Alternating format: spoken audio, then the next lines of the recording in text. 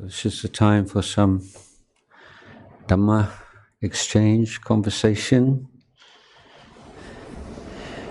You'd like to teach me something? I'll make a nice change. I enjoy. Is anyone, anything they would like to talk about this afternoon? Share some meditation techniques for the lay people, like when you're not in regular practice, you're coming back to practice, where to start, and or let me ask it another way, what is your preferred meditation technique?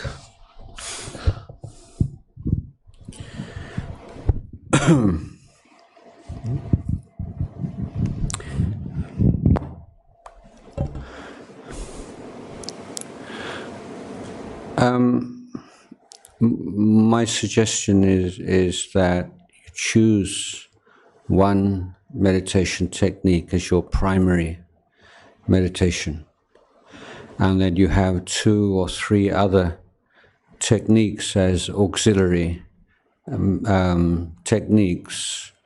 The auxiliary techniques are applied when you get a bit stale with your main meditation technique. So if you are on retreat or practicing for many hours a day, sometimes you need just to freshen things up a little bit.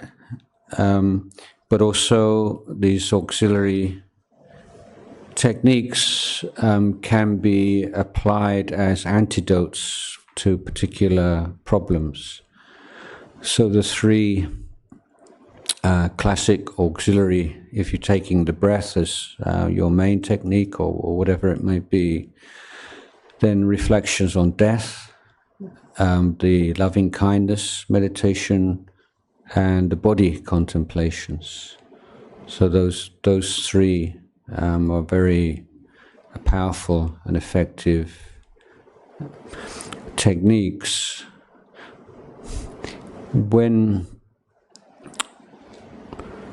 But I think that before we talk about technique, or it's really as important perhaps to consider the attitude with which we apply these techniques.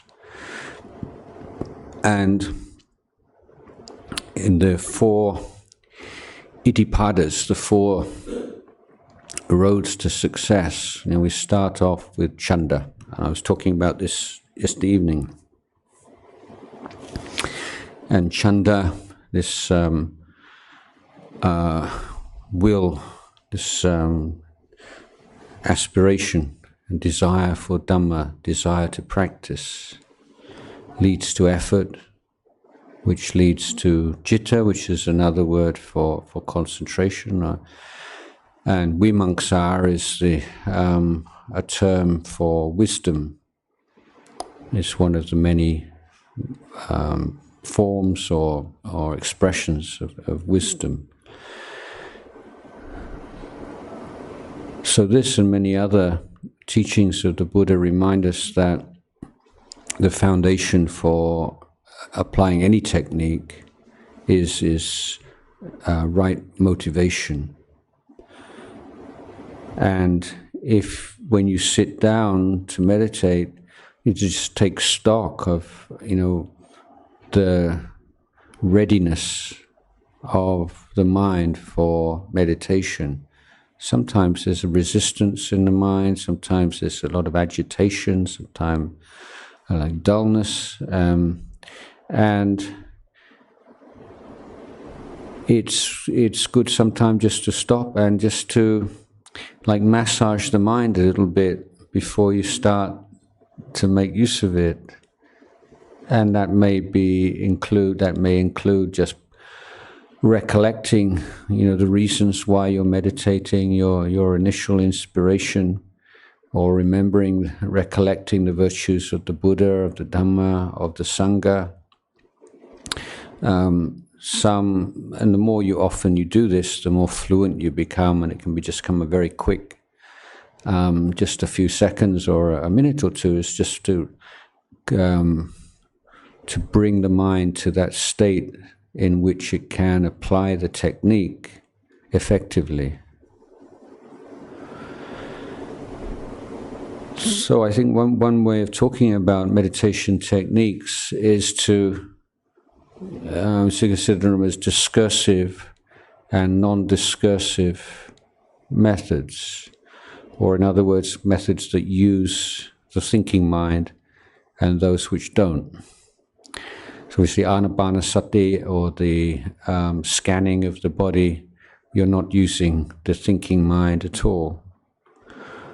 Whereas recollection on death, for instance, the recollection on the goodness, the good things that you've done in your life, these kinds of recollections, rather than letting go of thinking altogether, make use of that energy of thinking, but discipline it and provide boundaries for it.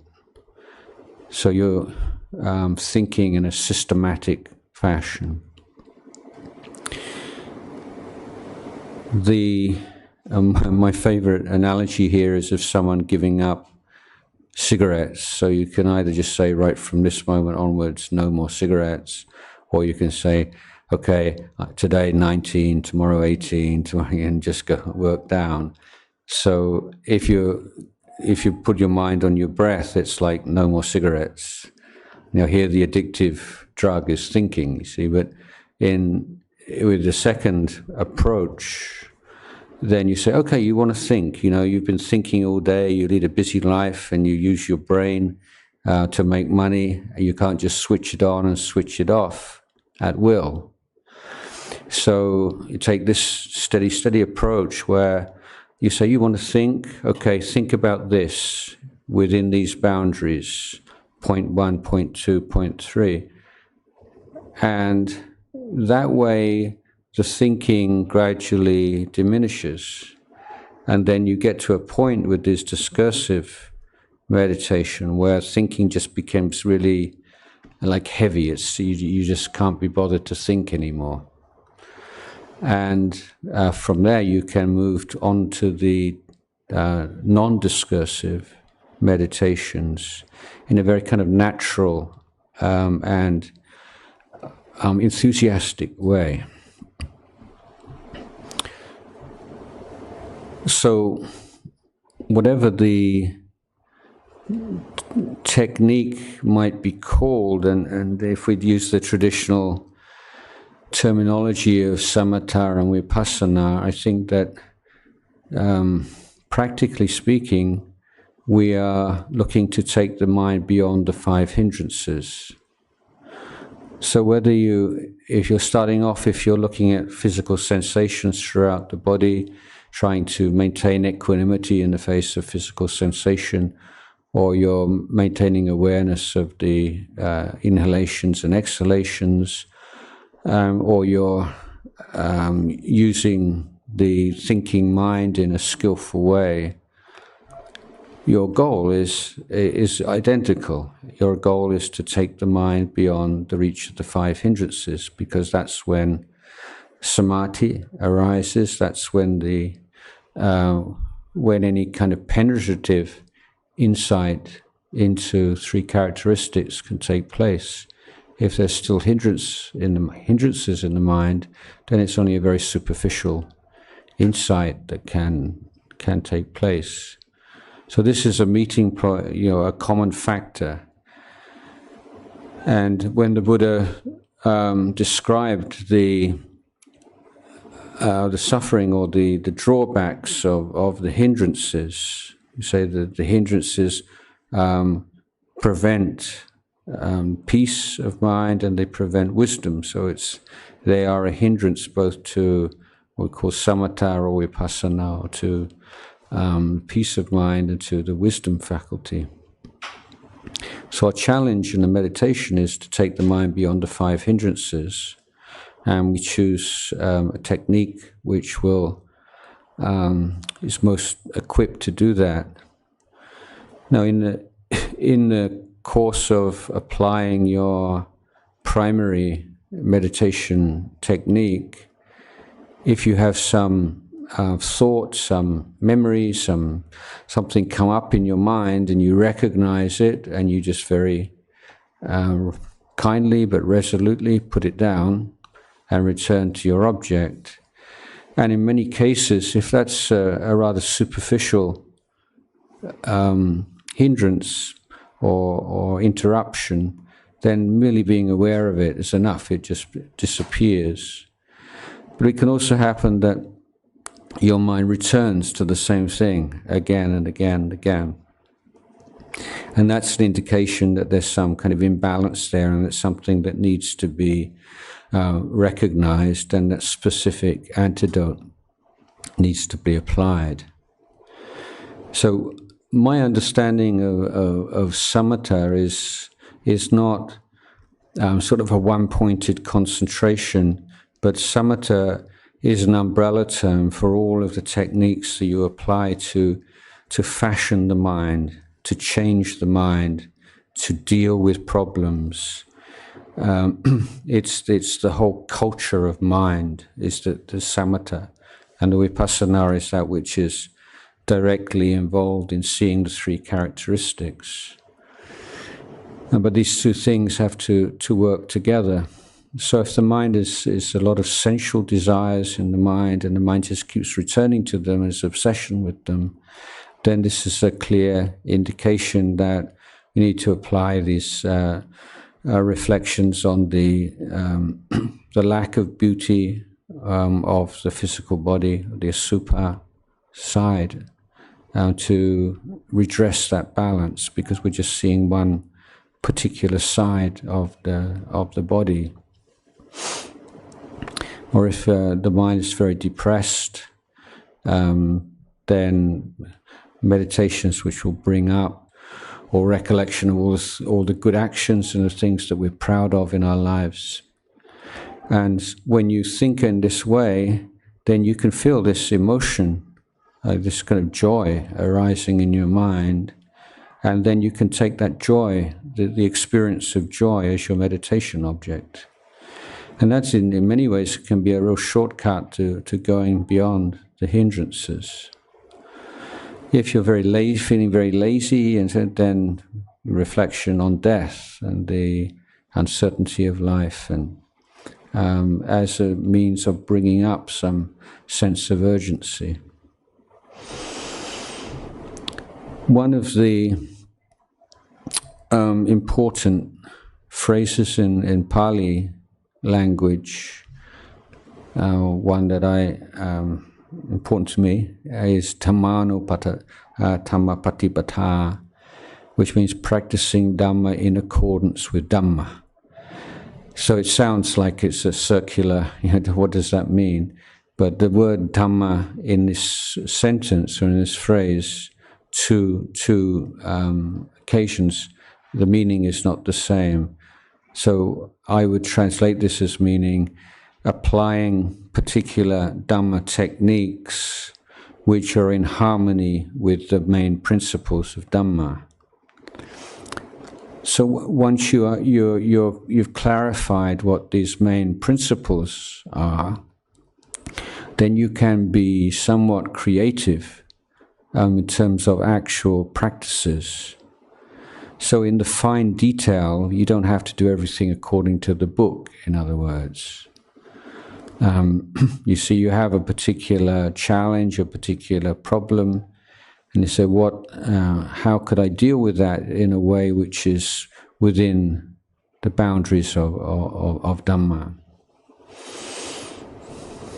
I think if I remember last year, I spoke about using the imagination, and you can make little movies, like a movie of offering dana to the Buddha and his disciples. And so you imagine you wake up early in the morning, today you're going to go and offer food to the Buddha. How would you feel? Just imagine that. And then you're going to, first thing you're going to have a shower, you scrub, you want to be really, really super clean. And then you want to, how you imagine preparing food for the, how much care, how much mindfulness you would have in preparing this food, knowing who you're offering it to. And then you imagine you make this journey, and then you have to climb up a hill, and there's the mouth of the cave, and you go in, and it's just all dark, and it's got really kind of, and then you see the candle lights flickering, and you get a bit closer, and you see this line of monks sitting in front of you, and there's the Buddha, and there's Sariputta, and there's Moggallana, and then you can't walk anymore, you crawl, and then you bow, and then just imagine, you can make like every single, seeing the Buddha for the first time, seeing the Arahants, coming down and bowing once, twice, 3 times, crawling along, putting the food in the bowl. And so you can choreograph the whole thing in great detail and do it in a very systematic way.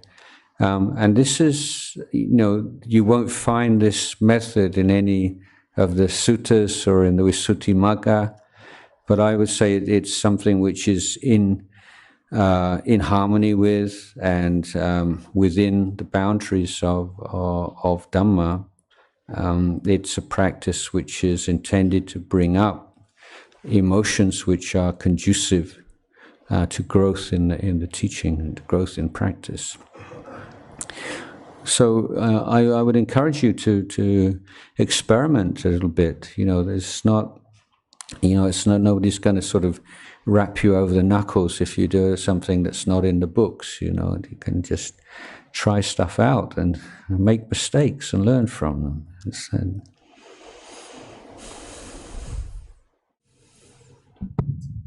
Ajahn, we, I have been listening to talks of Ajahn Sumedho, and he mentions several times unborn, uncreated, unconditioned, and that is what he refers to Nibbana.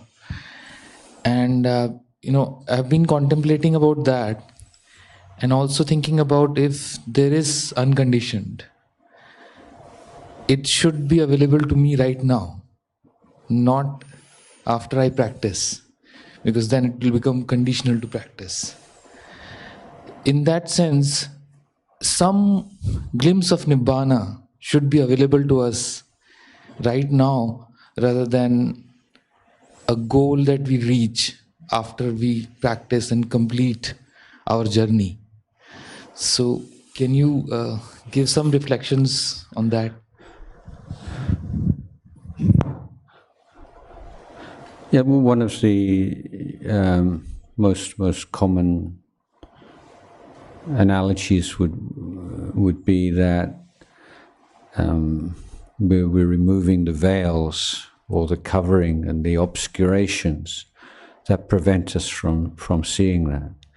So it's so if you're cleaning the window, it's not that the view appears because of the cleaning; it's already there. But if you don't clean the window, you can't see it.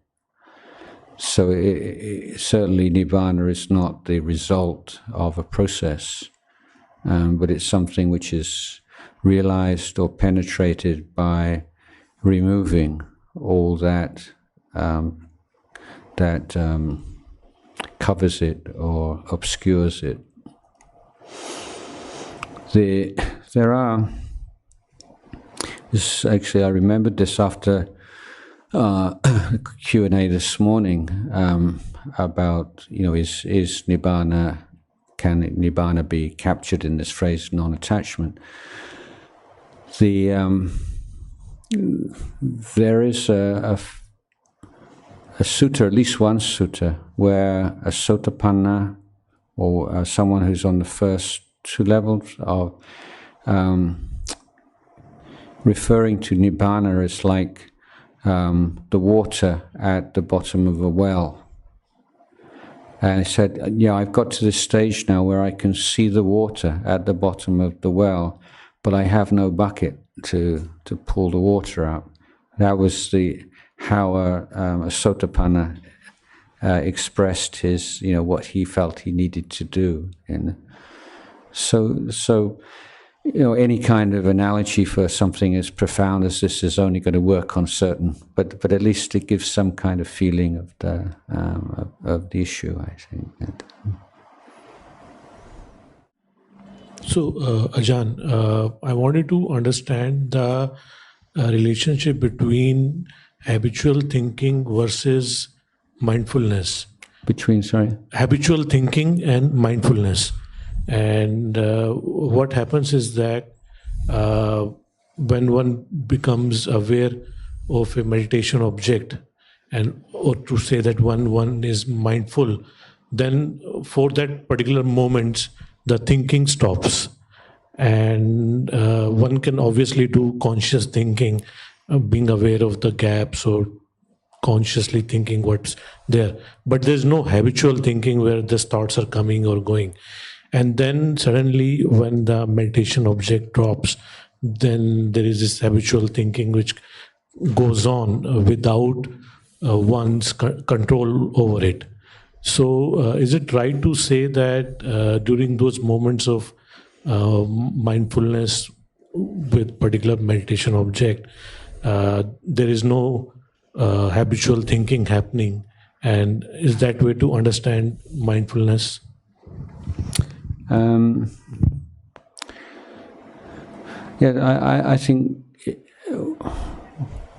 one useful way of looking at thinking is the initial thought that pops up in your mind as being the result of karma.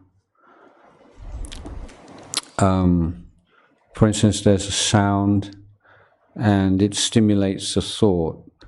Oh, that's a bird. Oh, there's a train or something. So there's the naming of it, the sanya, and the initial thought that is not a problem, basically.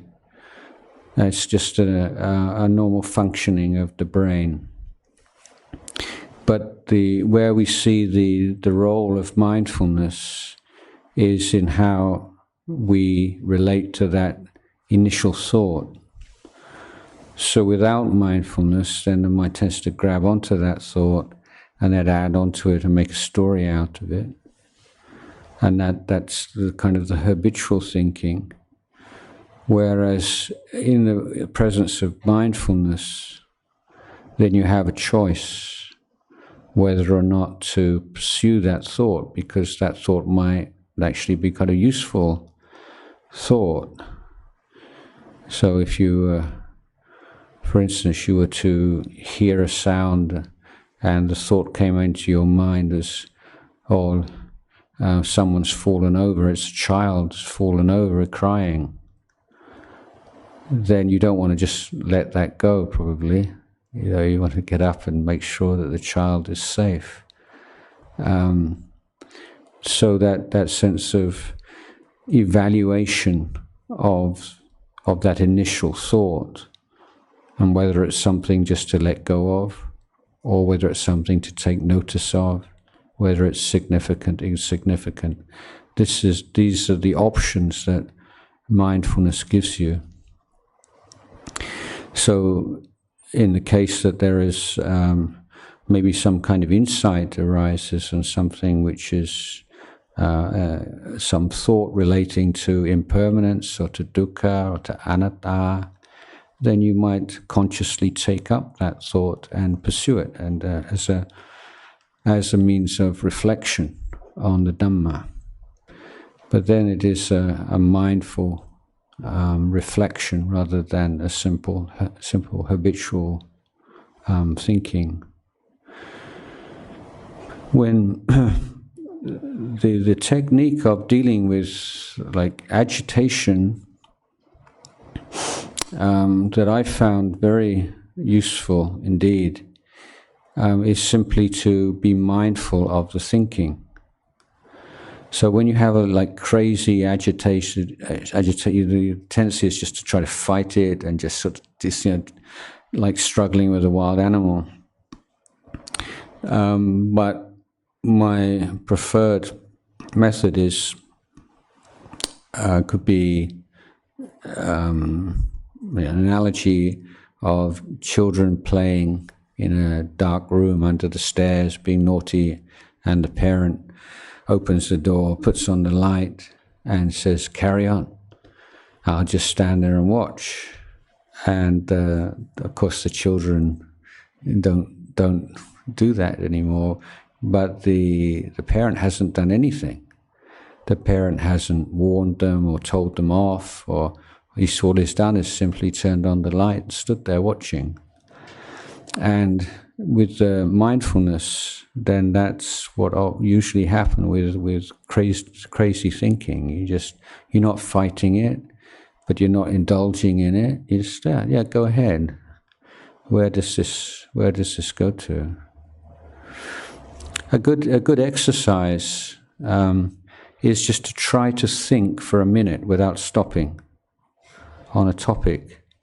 Because before I became a monk, one of my favorite radio shows, I think it's still going to this day, I think it's called Just a Minute. I don't know if anybody is familiar with this, on BBC Radio. So all these various articulate celebrities are given a topic, and you have to talk for 1 minute without hesitation, repetition, and so on this topic, and it's incredibly difficult. But it's even more than to give yourself a topic. You can just do this, like, okay, let's do this just for a few seconds. We're going to start and try and think for 1 whole minute. I'll be the timekeeper on Dhamma, okay? So this is your topic. 60 seconds. Think without stopping, without hesitation, without deviation, only on the topic of Dhamma, beginning now.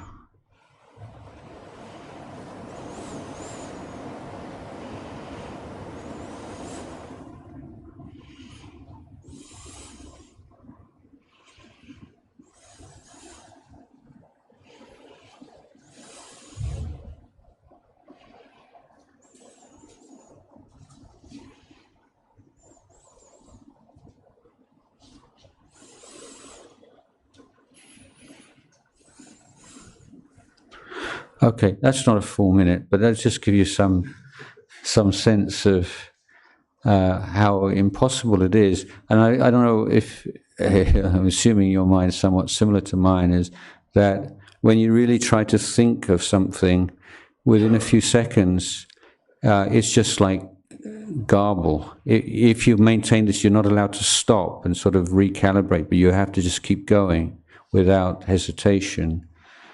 It just goes all over, and the thing is, you're conscious, you're aware of yourself as a sort of conscious, rational being, thinking stuff which makes no sense at all.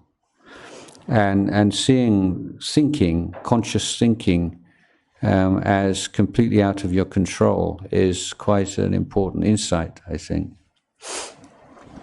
So that's the other point to make about dealing with runaway thinking, is that the method that's most effective in dealing with it is one in which you don't feel that you're doing something. So the Tibetan method is a very good one, I think, and that is, as you catch yourself thinking, then you imagine the words that are in your mind at that moment as being written on the surface of the water, of a pond or a lake. Now, what happens when you do that? Without you intending, the words just dissolve in the water. You don't feel you're doing that. It just kind of happens, doesn't it? So it's a very elegant means of letting go of thought, because it feels like the water's doing it, you're not doing it. It doesn't strengthen the sense of me struggling with thought. Again, when thought is it's a mixture of mental activity, a mixture of words and images.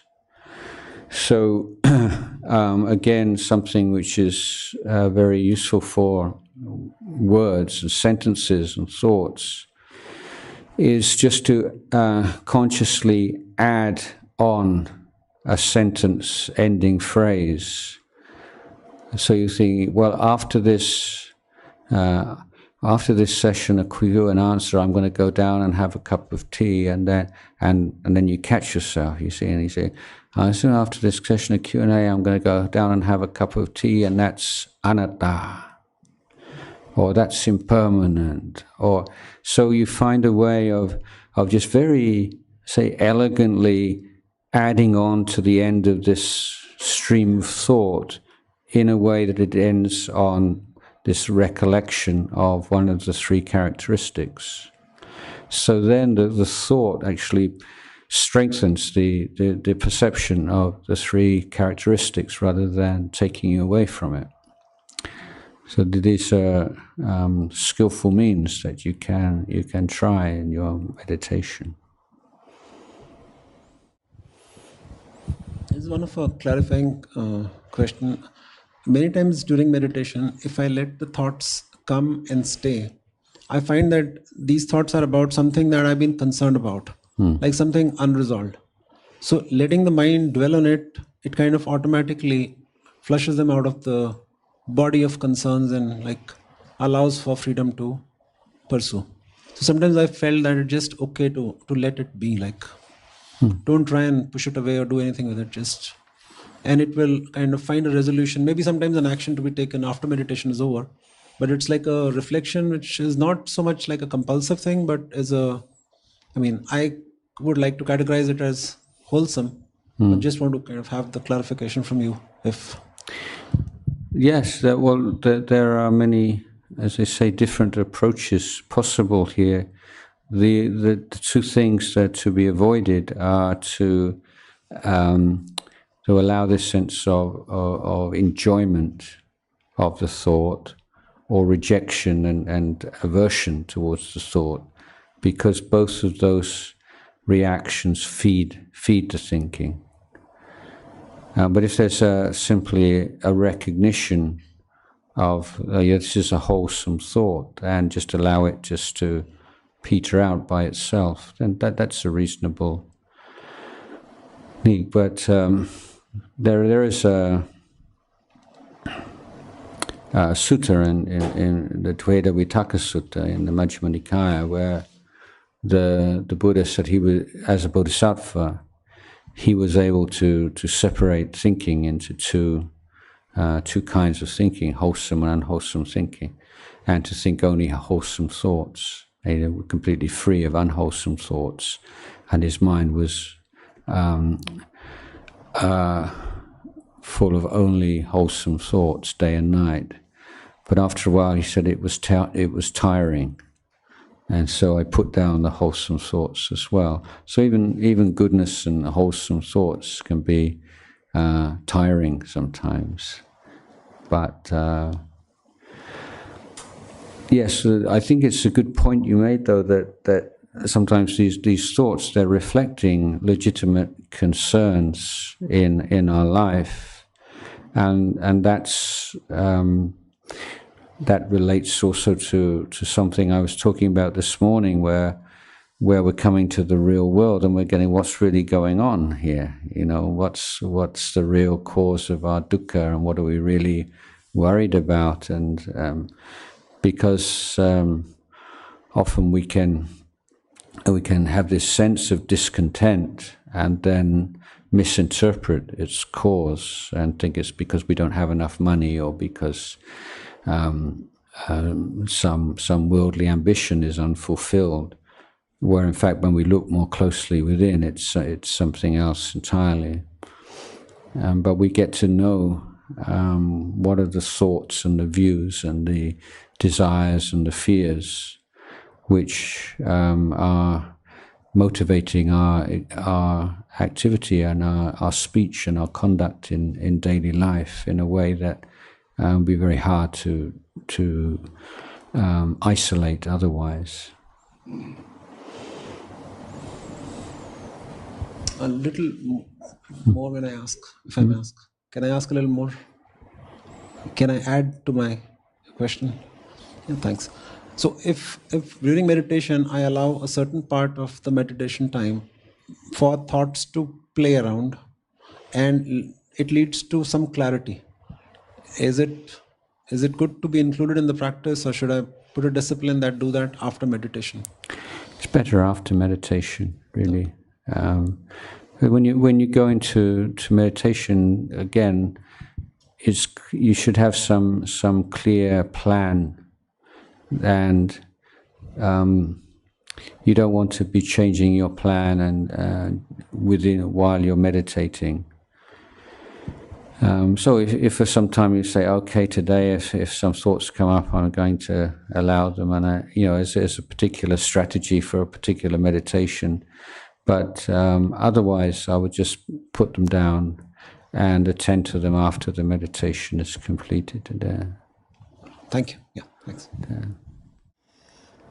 The question I have is seems a little controversial. It is not. I have been reading a bit about what you've been writing and hearing quite a few of your talks.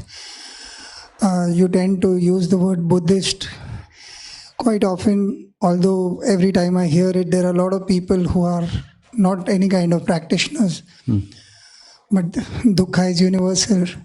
Doesn't wait for you to start practice and then come. So very often when one wants to share these deep understandings of daily issues that we face, it sometimes seems that the word Buddhist might actually stop them from learning the lesson or being more interested in meditation. So do you think, is it necessary? Obviously the gratitude towards the Buddha doesn't become any less by not using the word per se, but just a point that I have been wanting to share, and sometimes I'm hesitant to share because they take it home as their religion versus Buddhism, or whereas the universality of what you share is so profound and so beautiful that one wants them to benefit as well. Yes. Well, I'm living in a at least conventional Buddhist culture, and when I became a monk, that was part of my aspiration. I was never interested in being a Buddhist missionary or a Buddhist monk in a non-Buddhist culture. I was very interested in leading the traditional life of a bhikkhu in a Buddhist culture. And going back to my suggestion that religions can be grouped in families, and that this is a education system rather than a belief system, religion. It seemed to me there are pros and cons. The pros of a belief system religion is it's very easy to transmit and to uphold, because you have just a very few number of basic dogmas, and if you can, and it's not difficult to repeat those and to memorize those. And whereas in an education system kind of religion, it's much more fragile, and it's much more dependent upon the quality of teachers who are able to transmit this whole process and the whole education system. And in Thailand and in most countries, there's been a real decline in the quality of the transmission. And so there is a great deal of misunderstanding and lack of understanding of what it means to be a Buddhist. So I felt this is one of my goals, and one of my ideals is to, my job as a Buddhist monk is to say, okay, you're Buddhist, this is what you think that means. And for me, being a Buddhist means this and this and this. And so really bringing this up into consciousness, don't just take it for granted. So one of these things that I say a lot when I'm speaking with villagers or people I don't know very well is I say it's like, let's say you had someone go to a hospital and volunteer and apply for a job as a doctor. And the admissions officer or the director says, well, where have you been practicing before? He said, well, I haven't graduated as a doctor. He said, oh, so you're still at medical college. Where are you studying? And he said, well, actually, I haven't started to study. And he said, well, how can you be a doctor in my hospital? And he said, oh, I'm a doctor by birth. My parents are doctors and my grandparents are doctors. It's in my blood. And I said, well, you know, what hospital would accept that kind of doctor? And I said, that's no difference to saying I'm born a Buddhist. My parents are Buddhists and my grandparents are Buddhists. Therefore, I'm a Buddhist. It doesn't work like that. You know, you don't inherit this. It's something you have to apply yourself to and to learn. So yeah, so that's my context, and I think if I was living in India or in another country, I probably wouldn't express it in the same way. And I think that if you are speaking with people from different backgrounds, and then you adapt your language appropriately. And Ajahn Chah himself said to Ajahn Sumedho and the other monks, if you're in America or Britain, you don't have to call it Buddhism. He says, if you're transmitting the basic principles, it's not necessarily for you to do that.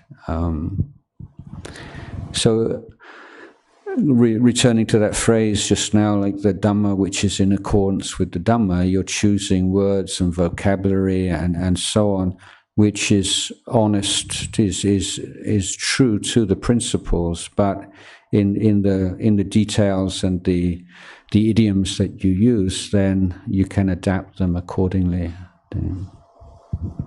Thank you so much. Can I ask one more question?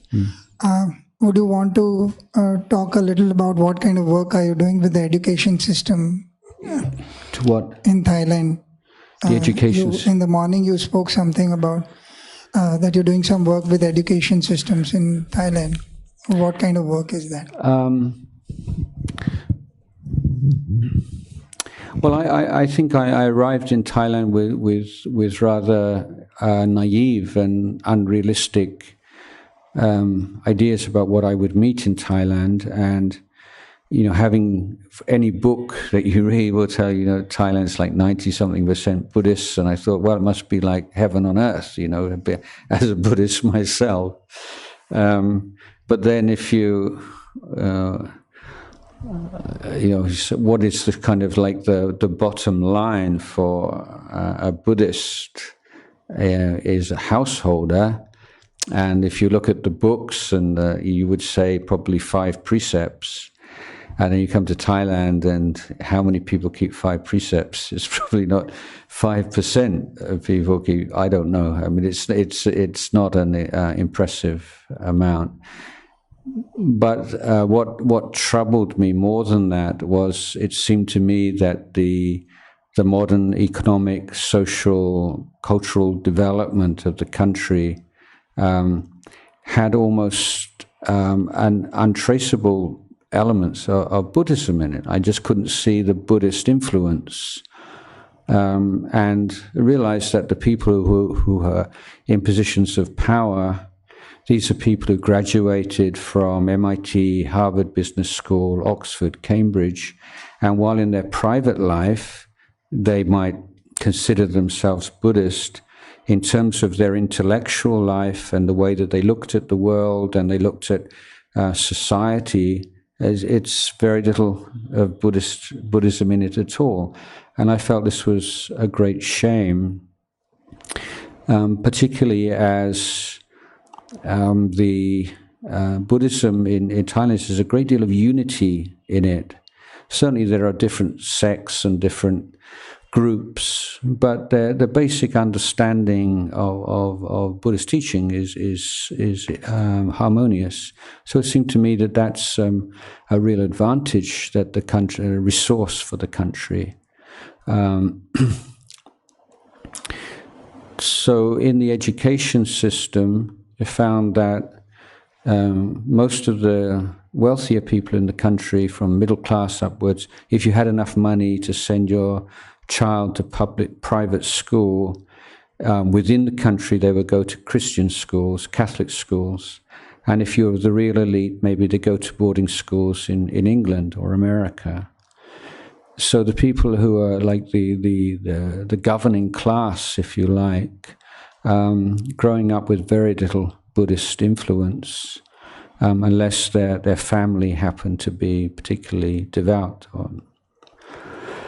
So I thought it was such a shame, and I started to try to think, well, what can I do about it? And I had my first project 2 or 3 years in the 1990s. I went to Boston in the summer holidays and took Thai students from Harvard and MIT and leading universities on like a walking meditation tour. So we would chant and meditate in the morning, and then walk through the countryside during the day, and then camp in the evening and have some campfire and some conversation.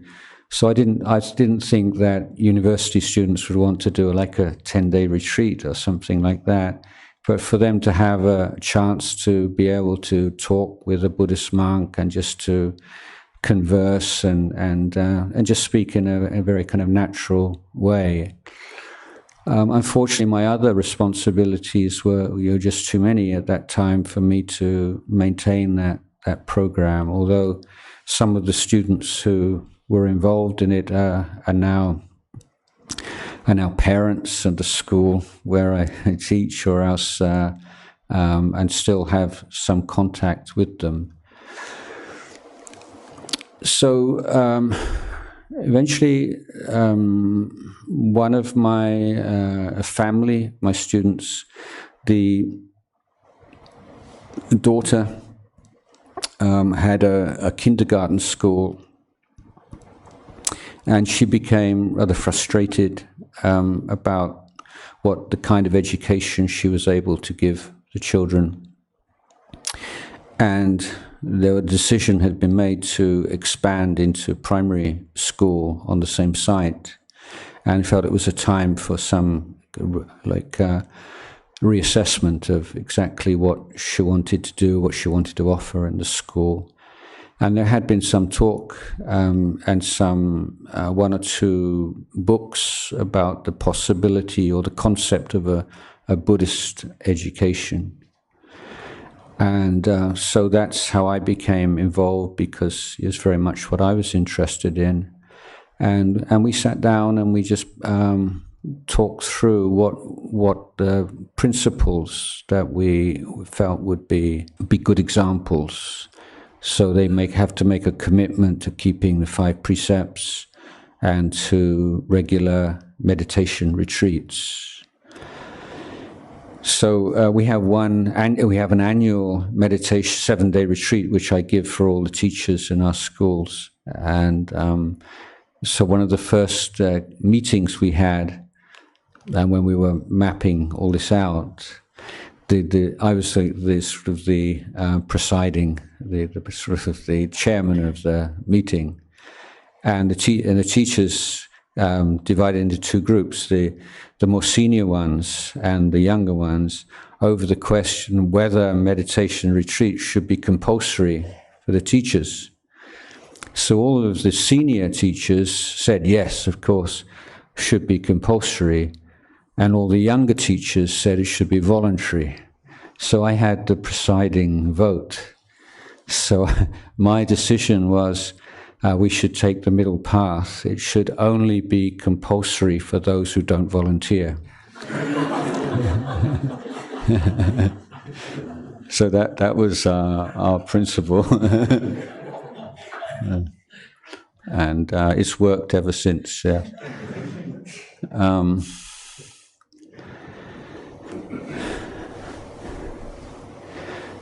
Yes, so at the school that we, Prakriti school, that we visited yesterday, day before yesterday, I gave an overview of the framework, and this is an expansion from the idea of the threefold training, which in itself sort of telescopes the eightfold path, and the difficulty in promoting an education based on the threefold training of Sila, Samadhi, Panya is for parents who are not really keen Buddhists. It sounds just too religious, and they're afraid, by the time they graduate, all their kids just want to be monks and nuns or something like this.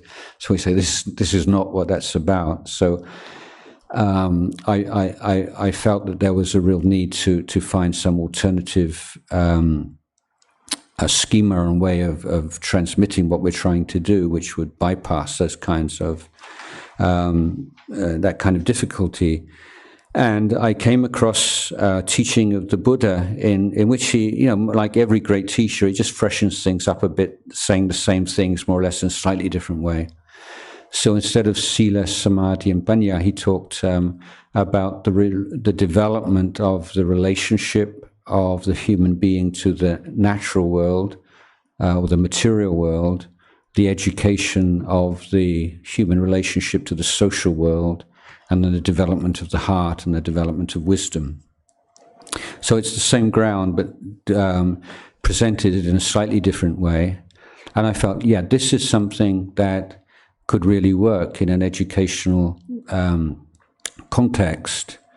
So how this has worked out over time is the first area of the human relationship to the material world begins with the child's own body.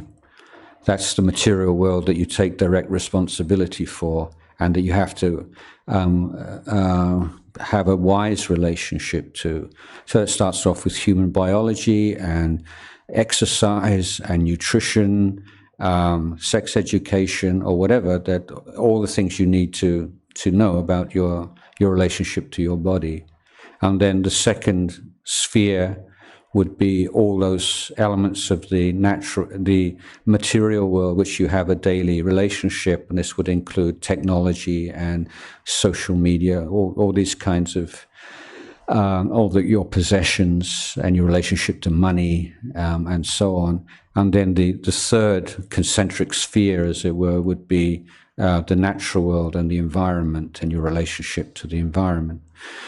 So having that as your first main quadrant, then you take the academic subjects which are compulsory by law, and see which ones will fit into that area. So the physical sciences, maths, and human and biology, and so they will all go in that one.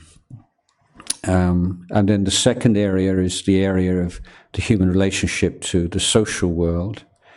So we're talking about how to wisely use precepts and conventions and rituals and things to create the most conducive atmosphere for us to realize our goals as human beings, or more specific goals in academic environment or social environments. Then the education of our communication skills. This is a big one, especially in Thailand, and it's an area of practice that I think a lot of Buddhist meditators overlook, and it is a cause of so much, to me, unnecessary suffering. And if you see young people come together, and there's this romantic idea, if you just love each other, everything else will just kind of fit into place. You just love each other, and everything will be okay in the end. But I'm sure that you know so many people who argue constantly, have very unhappy married lives. It's not that they don't love each other, it's just they don't know how to talk to each other. And this idea that this should be something that just comes naturally. But there is a lot to learn, and it's something that you can study, how to communicate with each other effectively. And that's part of Sila, that's part of the Eightfold Path, I think. And then the third part of this second quadrant, as it were, is instilling this desire to make the world a better place and to contribute to the society and to help the society be free of injustice and poverty, and to make the society better in whatever way you can. So it's a social conscience, in other words. So those are the two external elements. And again, in that, then history and sociology, economics, all these kind of things can be fitted into that second quadrant. Then the third quadrant is the heart and the emotions, and this, of course, is the area in which conventional schooling is most deficient. And particularly if you're teaching adolescents, and you see how much they suffer from anxiety and from stress, from depression, from anxiety, and so on. And it seems to me that school should be giving some advice on how to deal with these things wisely, and how to protect the mind from unwholesome dhammas, how to let go of unwholesome dhammas, how to cultivate wholesome dhammas. So mindfulness practices will play a part of that, and many other exercises and projects and things to develop this emotional maturity and some growth in Dhamma and some inner peace and inner contentment and gratitude for all those who've helped us, and etc. And then the wisdom faculty, beginning with developing good critical thinking skills, creative thinking skills, and then going on to more Buddhist contemplations, yoniso manasikara, wise reflections and ways of reflecting on life. That I was talking about this in terms of meditation. So if you feel a lot of negativity, ways of developing thoughts of kindness and forgiveness to overcome that, or if you're a lot of sensual thoughts, and be able to look on the less beautiful aspects of the body. And then introduction to idea of vipassana and so on, but that's not like really part of the school remit, but that's there if people are interested in that. So that's the general kind of overall program or structure for the what the schools are offering at the moment. So it's early days yet. We're learning as we go along. Yes. So, Ajahn, continuing with the issue of education, I just wanted to ask, how do you think we can sensitize the students at school as well as college level to the need for precepts, and also how to help them get de-addicted from the use of electronic gadgets, which is becoming a very major problem. Particularly, I'm teaching in college, and it's becoming a very, very major problem. Students are enormously addicted to the sensory pleasures and also electronic gadgets, and most of the time they're not able to appreciate some very basic precepts that are expected even traditionally, for example, cheating in the exams or things of that kind. So how do you think we can sensitize them to these very fundamental things? No, cheating in exams is, it's not, you're probably aware, this is not a Indian problem, it's a worldwide problem. I recently read an article in England, in English newspaper, about University of Manchester, I think, where in 1 month they found 450 cases of cheating online, looking for accessing websites that will do the work for you and these things. So this is one of the way technology is. There's a constant kind of, the cheaters get ahead and then you sort of catch up with the cheaters and they come up with something else. And it is the values of the society at large that when you have a society which champions like success at all costs, the end justifies the means, you'd be stupid not to, all these kinds of values, and it trickles down, and this is what you get in. And so I think when you see all these kinds of problems in student bodies and children, you say, well, we have to look at the adult, like India and Thailand and so on. We're going through this transitional period where not so long ago, in our memory, what mum and dad said was law, and that's it. And if you're a good son or a good daughter, you don't argue. But those days have gone now. And we're in that kind of awkward in-between where maybe parents still have this expectation that their kids should be like that. And yet maybe they send them off to study in the West where, the value system is almost directly opposite and then expect the key ways rather than a bad thing.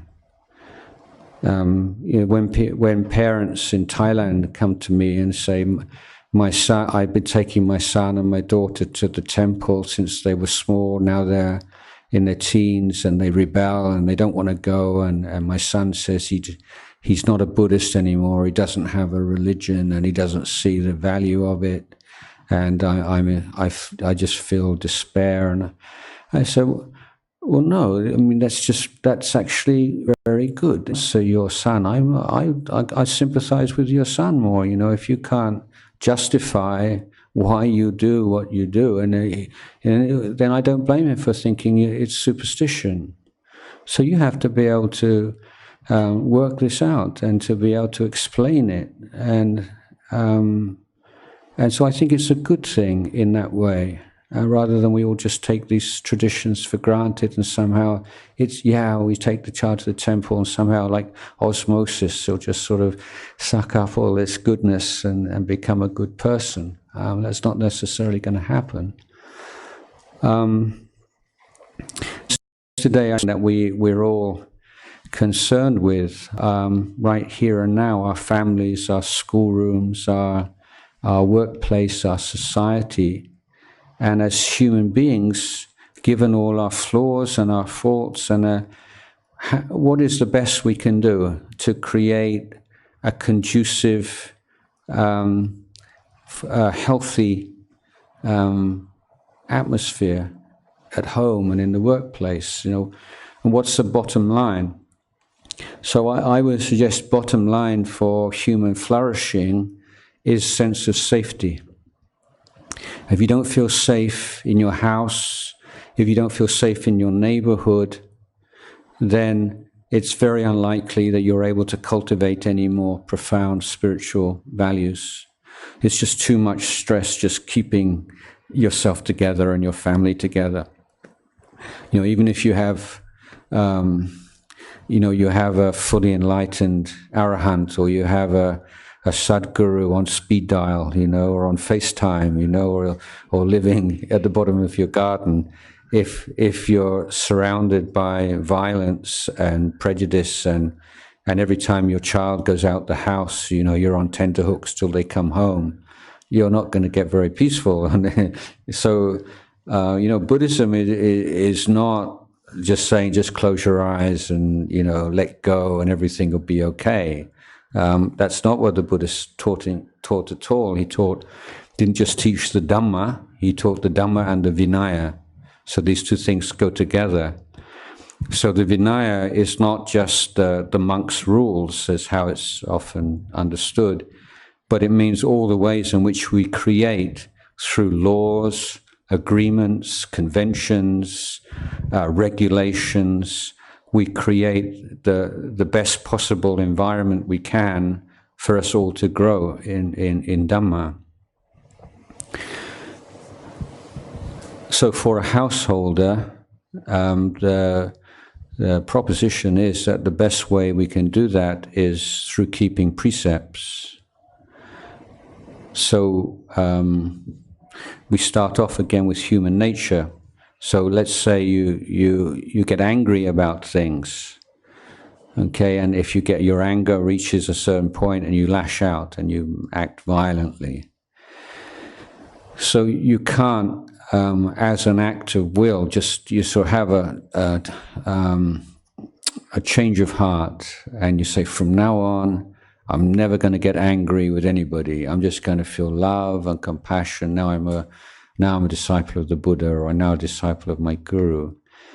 That would just be lying to yourself, wouldn't it? Because emotions and accumulated emotions and these do not respond to volition, to telling yourself, to self-discipline.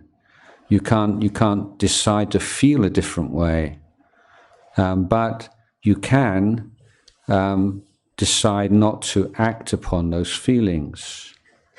So if you were to say to someone or all those around you, say, look, you know me, sometimes I really lose my temper, I get very upset and angry and so on, and I'm working on that. It's just to take some time, but in the meantime, I promise you that I will not abuse you physically and verbally under any circumstances.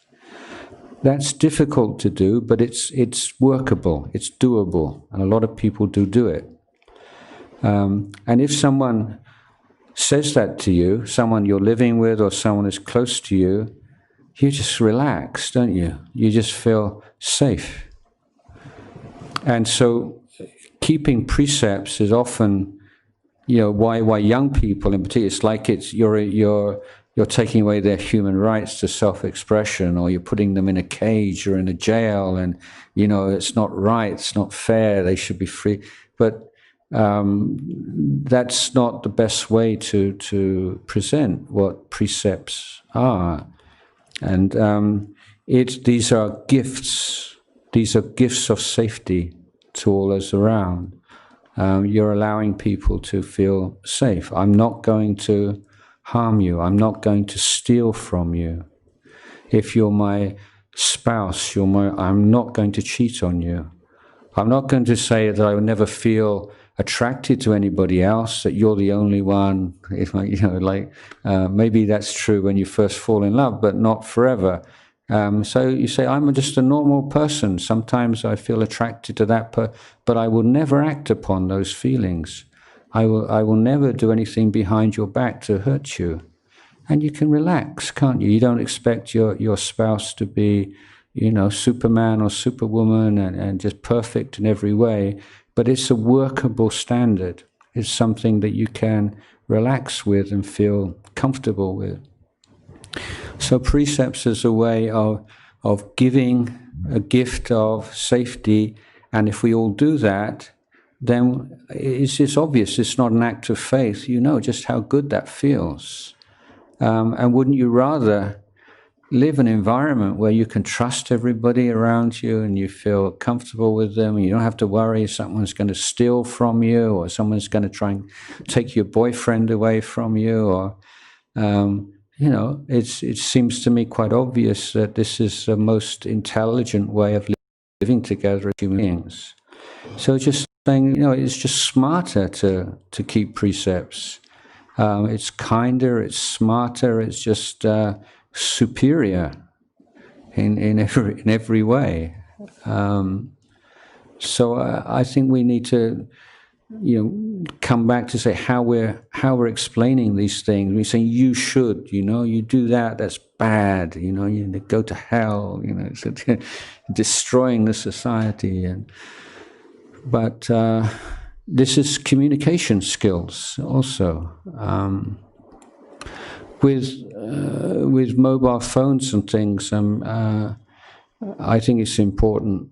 I'm surprised how many educational institutes don't ban phones from the classroom. It would seem to me absolute first thing that okay, you can use your phones outside or in the break time, but every phone should be turned off in the classroom. I think with phone usage now, they're starting to have apps and that tell you how long you use your phone every day. That's quite good. Sobering, but good. I think that it's important to stress phone-free periods in a day, particularly last thing at night and first thing in the morning. Those are times when you just want to calm your mind or you want to do some meditation. And now in Thailand, some people last thing at night, people go to meditate before they go to bed, so do it they're feeling kind of good, and then they're going to lay down to sleep and it just can't help themselves. And then all that peace that they've accumulated is just gone out the window in 10 seconds. And then they get up in the morning and they use the phone as an alarm clock. And you say, so.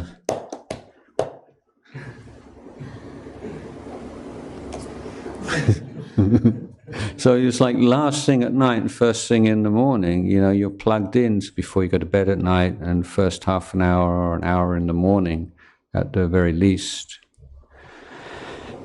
And for children, bringing up children, to take them out into the countryside, go camping, go walking, go in Wi-Fi, signal-free areas, but make it enjoyable, not just like a punishment.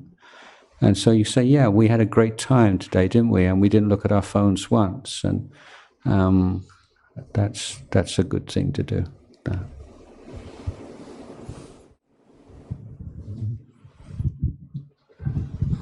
Ajahn, my question is, as we go more deeper into our meditation, and we also realize that we have so many prejudices and judgments about people or situations, and sometimes we can make a good judgment, and because sometimes those are helpful for us in taking some decisions.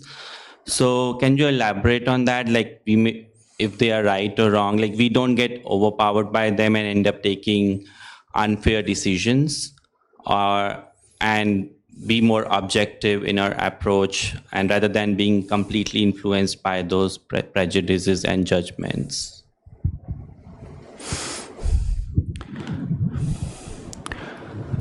Well, I think as you meditate, then you become, you're in a way you're your own guinea pig, in that your most intimate study of the nature of greed, hatred, delusion, jealousy, arrogance, and so on is by looking at those things in your own heart. And the more that you recognize them in yourself, then the more easy it is to recognize them in other people. So you do start to have and also with the positive qualities as well. So I think you begin to have a more reliable sense of where people are when you speak to them, from their facial expressions, from their tone of voice, from their from so many indicators. And unless you have that psychic power, so the moment you start to think, oh, he's like this and she's like that, and then just be careful. That's an interpretation. That's a translation rather than a true insight. So it's really that kind of humility and just reminding yourself, I'm pretty convinced that's what's going on here, but it's not 100% and I could be wrong. So I guess this very simple answer to your question is just having that in your mind, I could be wrong. I could be wrong, based on all the evidence, based on my intuition, based on my experience. That's what I think. That's my take on what's going on here. But I could be wrong. So always remembering that uncertain, unpredictable, impermanent nature of things as to prevent us becoming too convinced that of the validity of our own judgments and interpretations. Okay, that's the afternoon session. We have a short break now. Please feel free.